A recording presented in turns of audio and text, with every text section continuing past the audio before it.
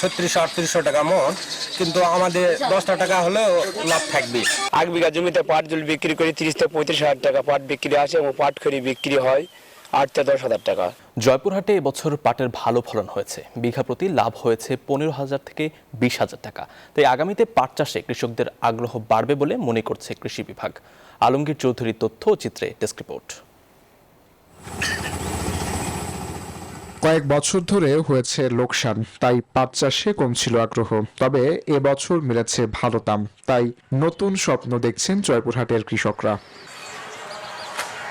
চাষিরা বলছেন সার, কীটনাশক, বীজ ও শ্রমিকের দাম বেড়েছে, তবে বেড়েছে পাটের দামও। ফলে বিঘা প্রতি লাভ হচ্ছে 15 থেকে 20,000 টাকা।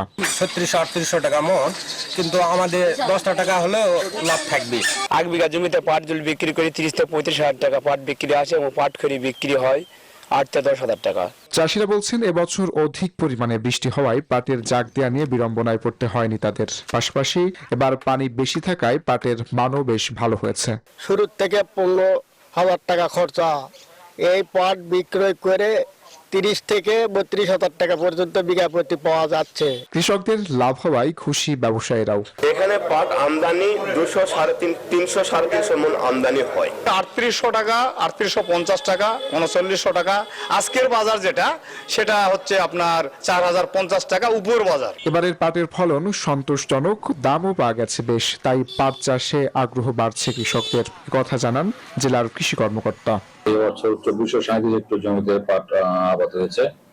আমরা সমগ্র ফল মাসে হতে 33,293 মেট্রিক টন।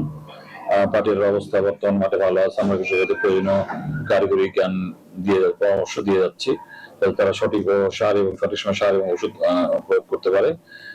আর পাটের আমরা একটি বাম্পার ফলন আশা করতেছি। কৃষি বিভাগের তথ্য মতে জেলায় এবছর পাট চাষ হয়েছে 2,437 হেক্টর জমিতে, যার সম্ভাব্য লক্ষ্যমাত্রা ধরা হয়েছে 33,293 metric ton. Desk report, news 24।